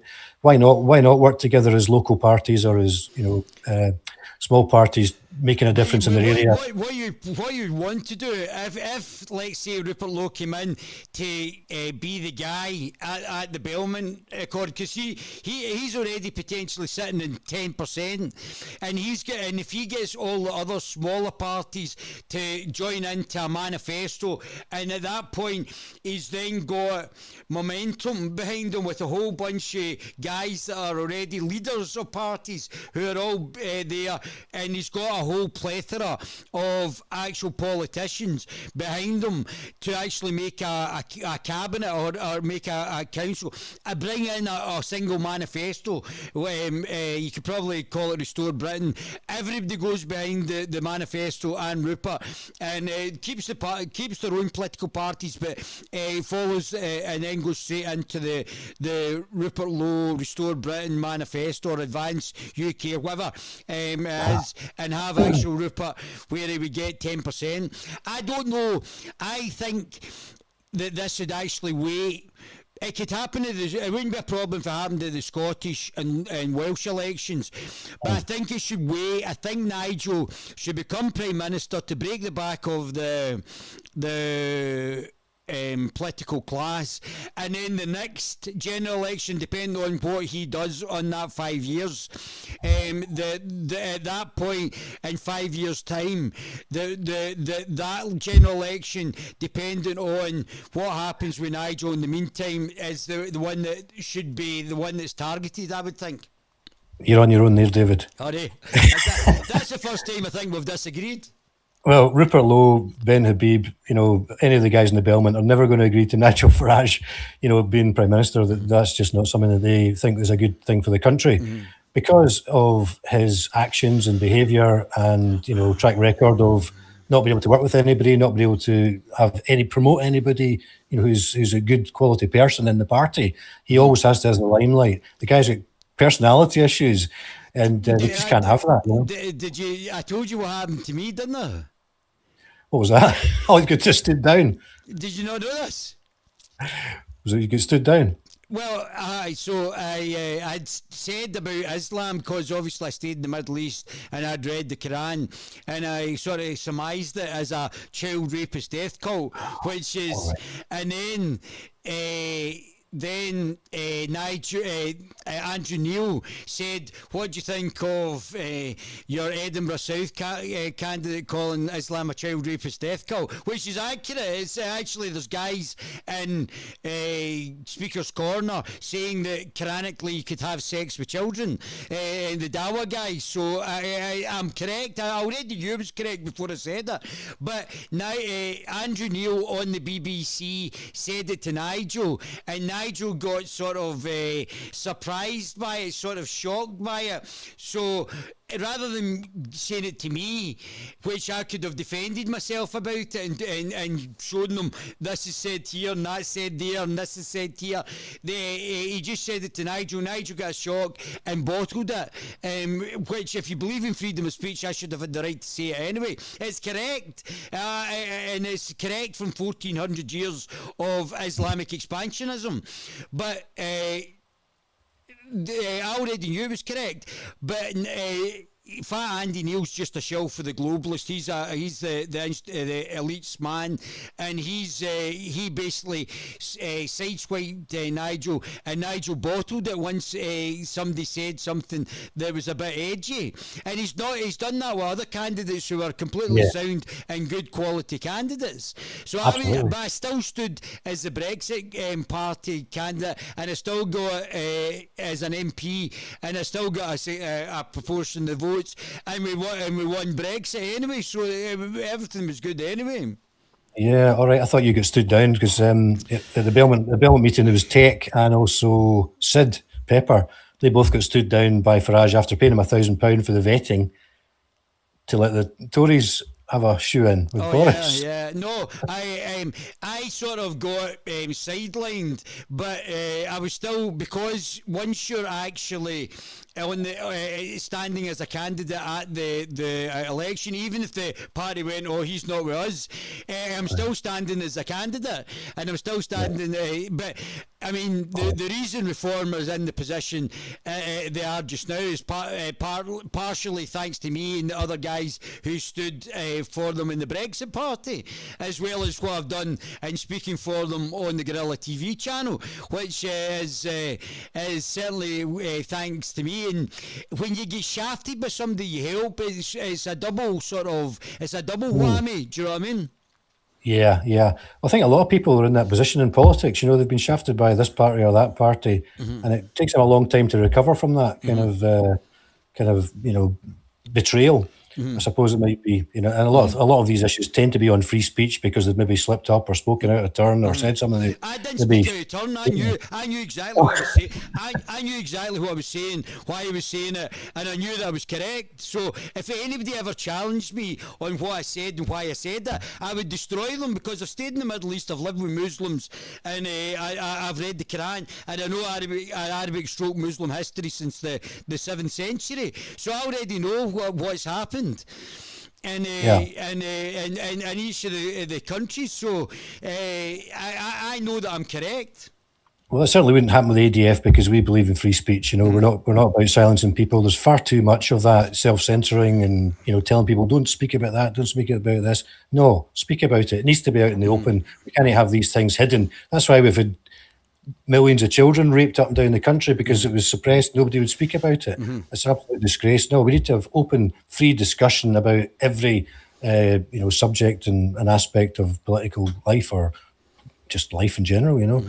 So I don't agree with him shutting people down, telling them, no, you can't say that nonsense. You can say what you like. Yeah. And yeah. Yeah, I'm definitely with you, and I think you and I are very similar from a political point of view. I liked David McCutcheon as well from Sovereignty as well. Thought he was a good guy. I think if the AFD, ADF, Alliance ADF, see, I think you should change your name to the Libertarian Liberals. I think that would be a better and more exact thing. But there's also the Freedom Alliance, so that would be quite an interesting. I think the Freedom Alliance and the ADF are very similar, and I think that eventually there may, depending on what Freedom Alliance say, an amalgamation, because it seems a bit pointless having the two parties that close together. Well, we've put that to them a few times, and we tried to merge previously a few years ago. It didn't work out for whatever reason. Not sure why the reason was, because I think we'd agreed to change our name and everything else, but it didn't happen. But we're keen to do that. We're keen to merge with some of the parties in the Belmont. We're keen to get other parties to join the Belmont and merge with them potentially. And some of the ones you've talked about earlier, would like to get them in the Belmont too. There's no reason why they shouldn't be. I think because just because there's a new kid on the block, such as Advance or such as Rupert Lowe, even these parties, for example, the English Democrats have been going for 25 years or something. They're not just going to fold because somebody's turned up in the last 5 minutes. This is why it would be a good thing to get them in to work with the Belmont Accord to try and agree on common policies and fight, support each other in elections, campaigns, that kind of thing. I mean, it just is the way forward, whereas trying to make your own name and like Advance are doing or Reform of doing. I was critical of them doing that, not working with others who are good, people on side, but they just steamroll right over the top of them, which that's not the way to do it. I don't think. I think they should be working with people who are on the ground, who've got a foot in the door, and are good people. I agree. I agree. Well, let's go into this, Ken, because this is it's quite a nice wee questioning, but it'll be quite interesting to hear you talk with regards to this. Okay. And I don't know if this actually works. Let me just see what I'm getting here.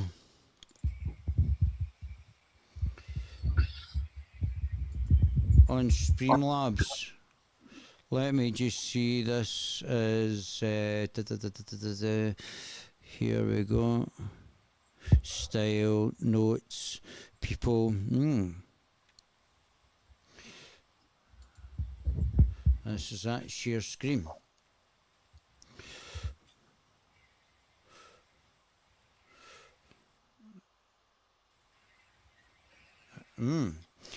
This is the first day you can. Oh, you see, I've done this before. Here we go. This is what we want. There we go.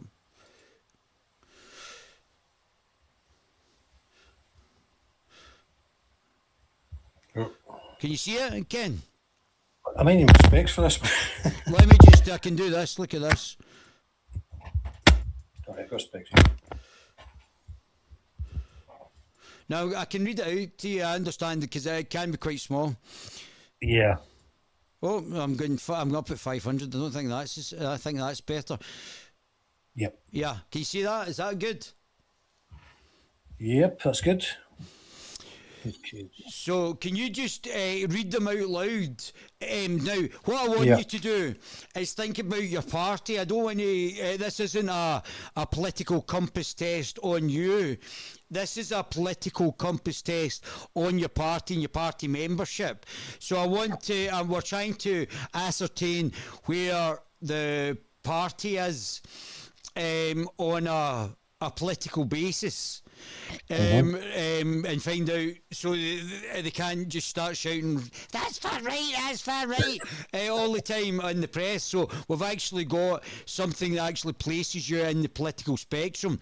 Well, it's been very fascinating. I mean, we've done 5 Scottish political leaders so far, and this is the most accurate and the most significant discussion of the political compass from a political party point of view. So what we'd like to do is just, if you read it out loud and think about where the party stands, not where you stand personally on the issue, that would be terrific. Okay. If economic globalism is inevitable, it should primarily serve humanity rather than the interests of transnational corporations. Well, I don't agree with the premise. We just shouldn't have globalization. But yes, I would strongly agree that it's to serve the humanity. Serve humanity. Okay. I'd all support my country whether it was right or wrong. Strongly disagree with that. Okay. Is this the part? This is the party saying it, not you, just you? Well, I think I'm, Yeah, I don't spokesman for necessarily the party. but I think the party were generally in agreement with what we, what we think. Okay. No one chooses their country of birth. It's foolish to be proud of it. Strongly disagree. A race has many superior qualities compared with other races. Don't know about that. Honestly, I'll agree with that. Agree. The enemy of my enemy is my friend. At times they can be, so I agree with that, potentially. Military action that defies international law is sometimes justified. Strongly disagree.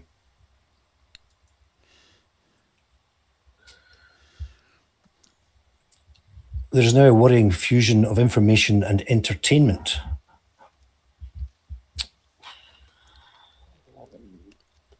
I agree. Right, you're a I six, I would change that to disagree. a sixth of the way through it. Okay. People are ultimately divided more by class than by nationality.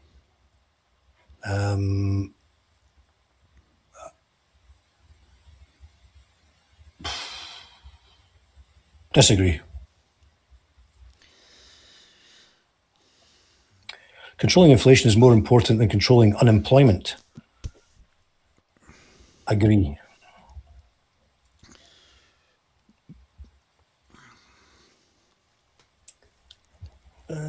Because corporations control or cannot be trusted to voluntarily protect the environment, they require regulation. I would agree they do, yeah, not strongly, but they do agree. It needs some regulation, not over-regulated.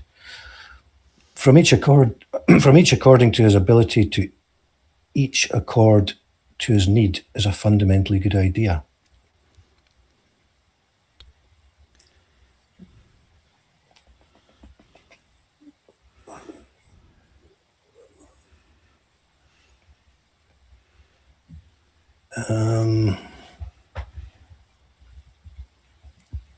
I don't know what it means. Yeah, let's say we'll just try and get a clarification on that.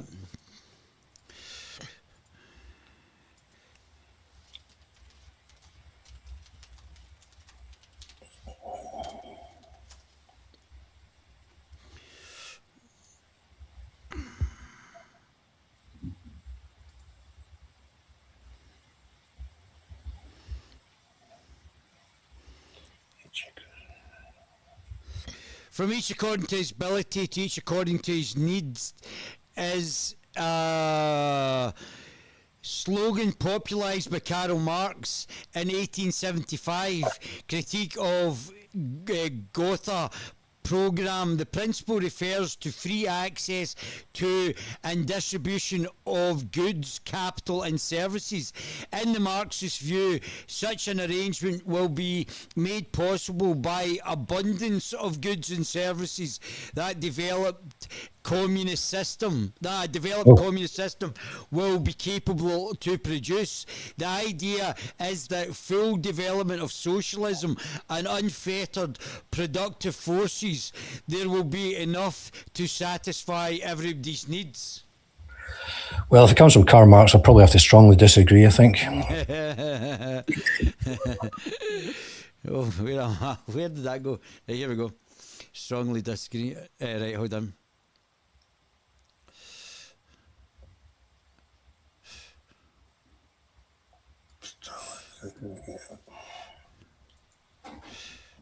Oh, what's going on? Oh.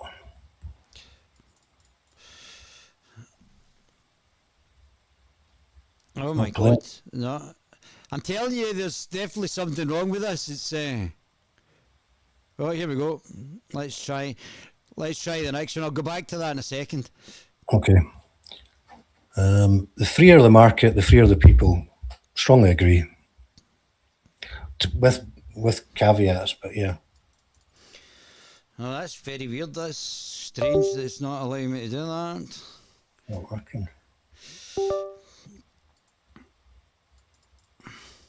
It's not. I've got an external mouse, and it's not even clicking on the external mouse or the actual other mouse. That's very, very weird. I don't understand. That's very strange. Let me just see if I can do something here.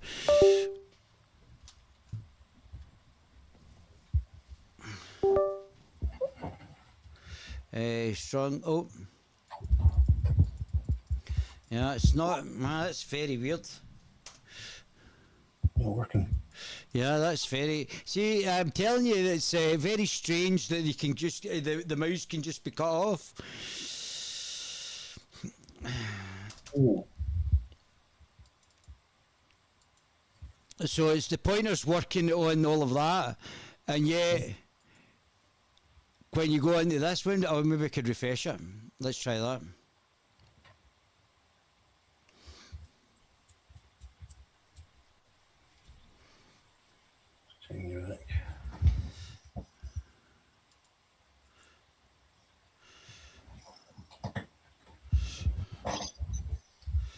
Oh no, it's going straight back. Oh, let's see if it works. Yeah, it's going to work. Economic globalization is inevitable. It should be primary source. Can you just go through these again quickly? Just tell me what you said. Sure, no problem. Economic growth, if it's inevitable, it should be serving humanity, not corporations, obviously. So strongly agree with that. Strongly agree. Yep. Yeah. Always support my country, whether it was right or wrong. No, definitely not. Strongly disagree. When no one chooses a country of birth, it's foolish to be proud of it. Strongly disagree. Our race has superior qualities compared to other races. Agree. Agree. Our race is very. Any of my friend, I would say agree with that. Under protest. Military action that defies international law is sometimes justified. I'm going to go agree with that. There's now worrying fusion of information and entertainment. I'll disagree with that.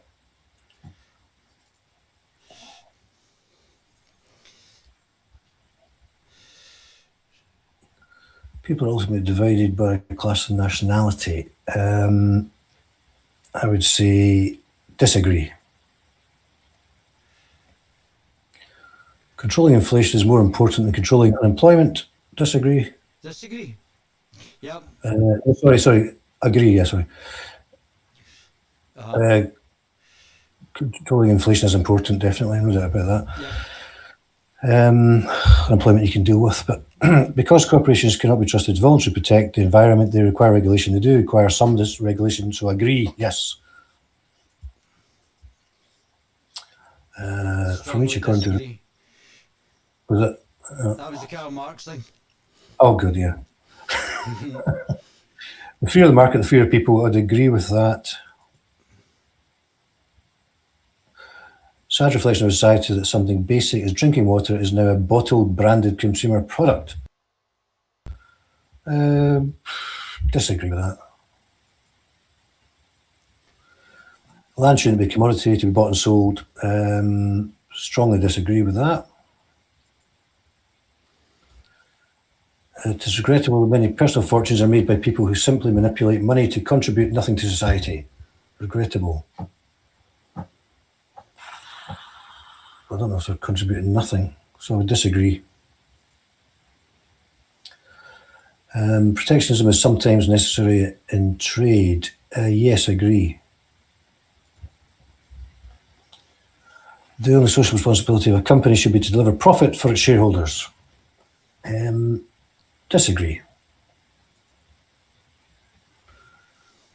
The rich are too highly taxed. I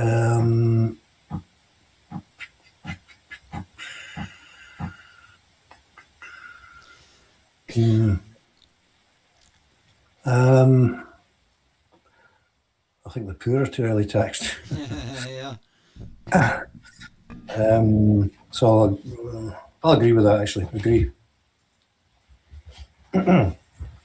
Those with the ability to pay should have access to higher standards of medical care. Agree. Well, not really, but yeah, they will have. Yeah. Well, they will. They always will have. It's nothing we can do about that. Government should penalise businesses that mislead the public.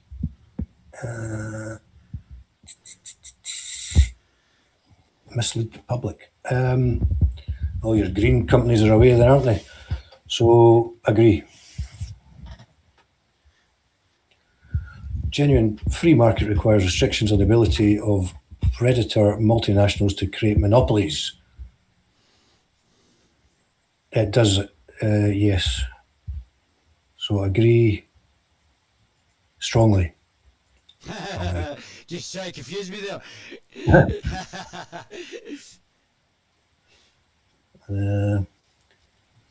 Abortion, when a woman's life is not threatened, should always be illegal. I would agree.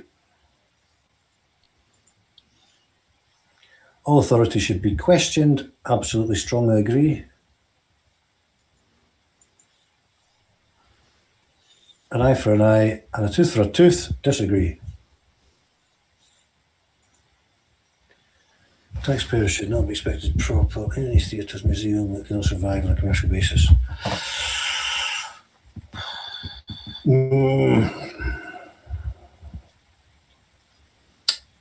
Probably agree with that. Schools should not make classroom attendance compulsory.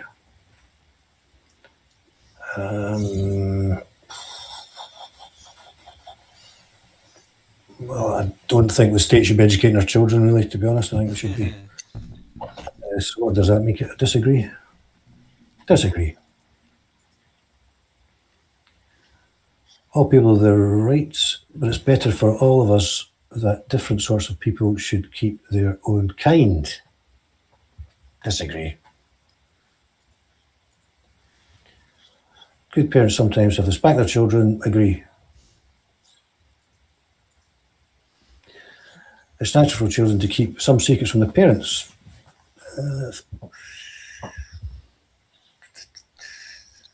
Probably natural, but yeah, agree.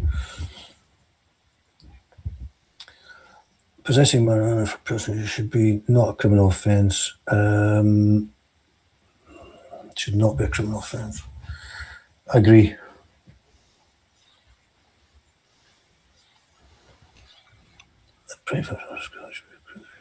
The prime function of schooling should be to equip the future generations to find jobs. I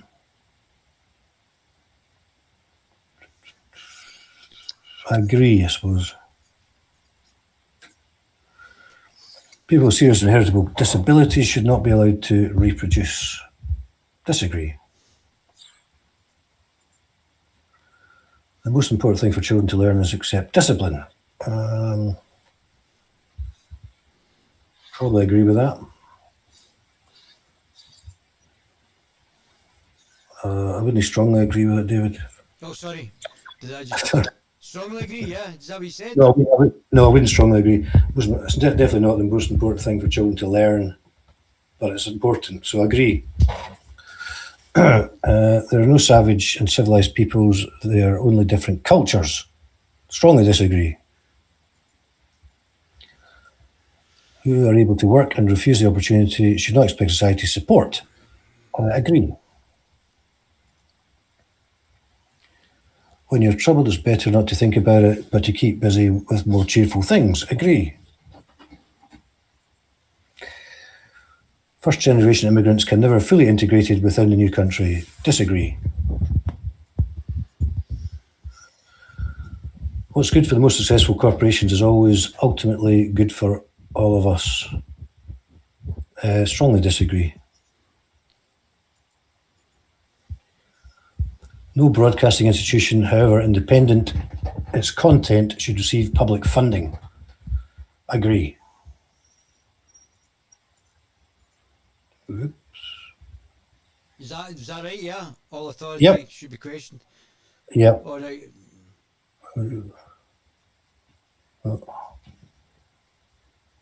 What was the last one? Should however independent content should receive public funding. Disagree. No broadcasting institution should receive public funding. Disagree. Except the Guerilla TV channel. Sorry. No, I think actually, hang on. I think I've got that one wrong. Never mind. Civil liberties have been excessively curbed in the name of counter-terrorism. Strongly agree.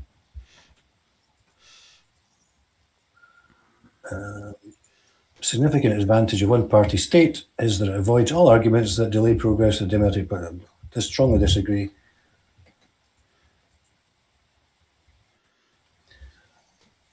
Although the electronic age makes official surveillance easier, Read out, Ken. only the electronic age makes official surveillance easier. Only wrongdoers need to be worried. Strongly disagree. The death penalty should be an option for the most serious crimes. I'm against the death penalty generally, but some people disagree. Civilized society, one must always have people above to be obeyed and people below to be commanded. Disagree.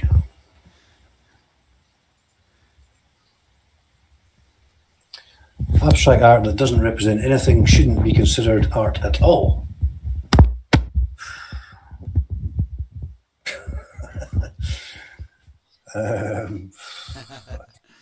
Well, it's going to be a no opinion option here, but let's say agree.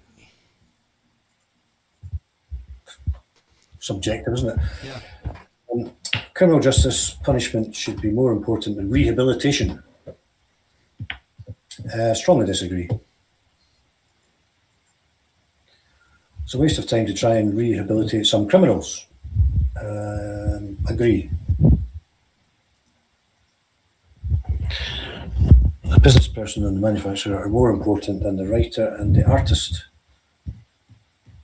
Disagree. Mothers may have careers, but their first duty is to be homemakers. Disagree, but I agree as well. Which one? I disagree because that's not fair. We've got a free will, haven't we? Almost all politicians promise economic growth, but we should heed the warnings of climate science that growth is detrimental to our efforts to curb global warming. Strongly disagree.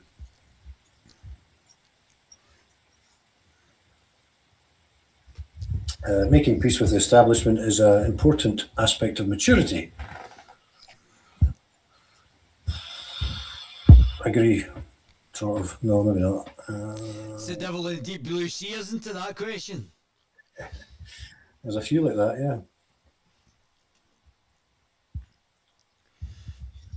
Astrology accurately explains many things.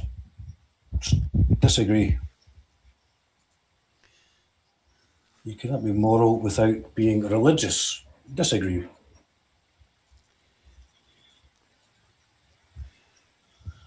Charity is better than social security as means of helping genuinely disadvantaged. Agree. Ken, I'm getting a bit of feedback there with your mic. All right, well, sorry. Some people are naturally unlucky. Disagree. It is important that my child's school installs religious values. I would say agree.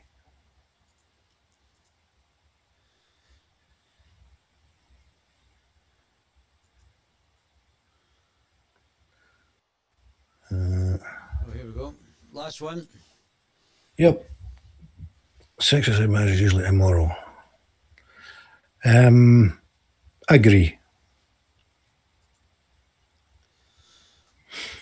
Same-sex couple in a stable relationship should not be excluded from the possibility of child adoption.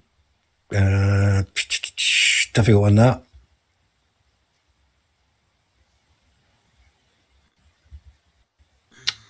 I would agree. Or would I disagree? I don't know.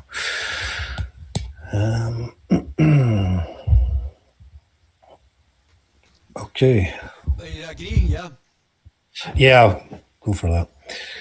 Pornography depicting not consenting adults should be legal for adult population. Disagree. What goes on in a private bedroom between consenting adults is no business of the state. Agree.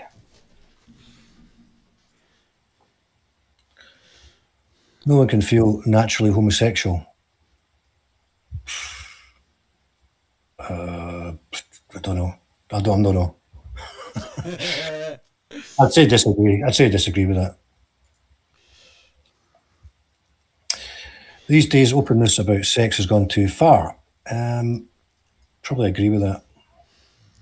So I think you're slightly conservative because of your religious connotations and your religious observance in your own life. I would say.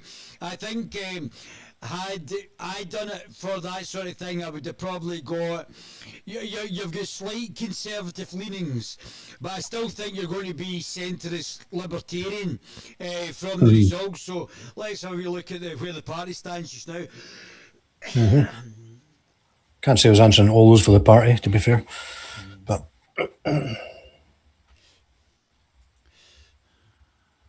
so that makes. Yeah, there you go. So to let you know, I'm about here. Right. So I'm slightly more libertarian than you, but I'm about here, and this point here. Right. So I'm more libertarian, but under the line is libertarian. So I think that this is wrong. I think this should be done into 6 parts, like an eggshell. You've got the authoritarian left, the authoritarian centre, and the authoritarian right.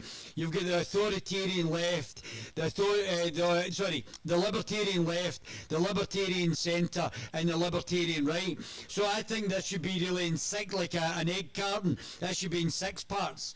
So I'm not surprised that I resonate so well with you as a political entity. Obviously, if I was doing it, it would be more libertarian. Less religious. And less religious, yeah. But I would have thought, I think that's what's driving you up into the right, that element. But I'm not per se against it. But obviously, there would have to be some caveats. But there you go. So economically left, right, 1.6. So I take it as economically right. Social libertarian, authoritarian minus 0.56. So you're right in the cusp of between authoritarianism and libertarianism, but you're obviously not very authoritarian. And in the libertarian section with freedom of speech, freedom of choice, democracy, and truly meaning that, Ken, actually believing that. Yeah, I think so. I can't say I got all those questions right. That might be the odd one I got wrong, but or put the wrong answer. But some of them were difficult to. I wouldn't.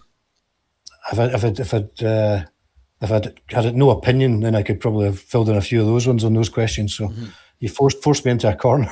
No, but I think it's great. I think I said it was going to be a libertarian party and a centrist libertarian party, and I think I was correct in that. And I think that's why I find it. I also spoke to the Liberal Party, but the unfortunate thing for the Liberals, when the Social Democrats split from the Labour Party, Shirley Williams and all that became the Social Democrats. Then they joined the Liberals and became the Liberal Democrats. But the Liberal Democrats are undemocratic and illiberal, and they're basically wokey lefters. The current reiteration of the Social Democrats are relatively sound, but I would know I would be able to pick them up economically. But they're still sounder than what was the Social Democrats that came out of the Labour Party. I was in with Tam and helped establish the Libertarian Party, but for me, Tam, because he's an anarcho-capitalist, even when he brought the Libertarian back to being a minarchist party, it's still a bit too right for me because I'm a centrist Libertarian Liberal or a centrist Libertarian, whatever you choose. But this is where, but the reason I didn't join the Liberal Party, and a nice fellow who I did an interview with the Liberals, is that even the current reiteration of the Liberal Party are still globalist shells. So both the Liberal Democrats and the Liberal Party are both Remainer parties. They're both shells for the globalists, even though I'm probably closer to him as a Liberal, as a libertarian Liberal, than even to the ADF just now. So, but I wouldn't join the Liberal Party because they're basically shells for the globalists. I take it you're a Brexiteer party and not wanting to rejoin the EU. No, definitely very much a Brexiteer party. Yeah, I mean, we a lot of us came from UKIP originally. Some of those are from the SDP, but. Yeah, no, definitely Brexit Brexit's a no-no. Brexit's exactly it's what we want, but we've not taken any advantage of the fact we've had Brexit. We should have been reaching out and doing deals, establishing trade links with other places.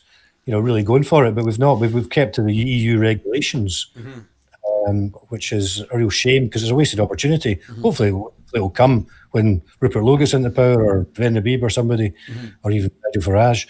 But it really needs to be taken opportunity of. And and Farage walked off the stage as well, didn't he? When as soon as he got Brexit, that was it. He was out of there. Well, to be fair to him, I told him to come back, but I told him to come back earlier at the last election because I think he needed a 6-month run into it. But he came back later. But he still got 5 MSPs and he still got elected. And that also said that he should get a seat picked from where he's going to get elected, because he kept going for seats that he didn't get elected in, and he did that as well. Everything I've said for them to do, he's basically done. He did it a wee bit later, which I think he would have been more successful if he came back earlier, but he did do it. Yeah, it's just my point was that he really should have been there guiding things or shaping things or pushing for policies which would enable us to embrace the Brexit situation and get away from the communist EU bloc, which we haven't really done to date. We're still, in fact, we're getting a punishment beating, I think, off the EU for leaving at all. Well, Stammer's just a shell for the globalist anyway. She's just a globalist shell anyway. So he's of course, the WEF are a corporatist body, and he's a communist. He's a Pabloist, which is a type of Trotskyist by his political leanings. Well, it's all these Remainers that are giving us in with the EU, giving us a punishment beating. The Brexiteers are not in power. They've never been in power, really. But that's something that's going to have to happen for us to take advantage of the opportunities that are there for the country, for the nation, So can I get you to commit to reducing a staged reduction in taxation in Scotland, so it's the lowest taxed place over a period of time, a reduction over a period of time with increased growth, so we become the lowest taxed place in the UK? 100%, totally. Yeah, absolutely. That's got to happen. We're absolutely robbed blind every direction at the moment. That's got to change. Taxation's far too high. And holding us back. So I've asked you about a sovereign wealth fund, but will you set up a fund to help start up businesses? Because initial capital for stage 1 financing can't really be gained from banks or building societies, and we really require our own financial services companies back in Scotland and control of them. We've lost 8 of the 9 life offices. We don't have any banks. We don't have any stock. We had 3 stock markets. Don't have any stock markets. We require an overview of the financial services industry. We require funding for our entrepreneurs. Nippy gave £1 million to this guy who said he was going to set up a stock market. It's not going to cost £1 million to set up a stock market. They said it had to be green, which is not any other stock market in the world, and it was just a lot of nonsense. They basically lost £1 million, pocketed it, and we still don't have any stock market. So this is just nonsense. Somebody basically get given £1 million of taxpayers' money, and we didn't get any stock markets. Can you commit to actually getting financial services policy back from Westminster, and for us to set up banks, building societies, and get back to the financial fintech that we were great at and worldwide renowned for? Well, I think that's part of the the kind of Devo Max agenda, isn't it? We would really have to have those levers of power, levers of business and the economy to be able to actually build a proper, strong economy. But we don't have those at the moment, and I think that's wrong. And it gives power to obviously the nationalist argument. But as you say, Nippy, SNP, they're the nationalists. They just make a mess of everything they touch. I don't think they're nationalists. You're not really a nationalist if you want to leave one institution and join another to be governed from, especially with 28 unelected commissioners dictating legislation. And the structure of the system in the EU is exactly the same as it was under communist Russia. Yeah, I mean, it's they're just hopeless. I don't know why anybody votes for them at all. What are they doing? Why are you voting for these people? They're not going to do anything for you. They're just going to make you poorer. ruin your country for you, which is what they've been doing. Well, Ken, I've been offered a couple of positions, but I think I will join and support the ADF. We'll discuss more in the new year. We'll make an announcement in the new year, but I think I will join. I could have joined Sovereignty. They're also sound and great guys as well, but I think I will join the Alliance for Freedom and Democracy, although I'm going to have to learn how to get my tongue around it. But the fact is I'm definitely going to try and do that. Let me just see if there's any questions, because some of my baby gorillas love to ask questions. And, there are all the guys there. Oh, fantastic. Oh, there's tons of comments. Absolutely tons and tons of comments. That's unbelievable. Start it. No good. She's a pie. She's a pie. Let me just pop this chat. Pop out. So I don't know if you can see it. No. Let's go, amigos. Chapman, very hard question. Talk to me like boys.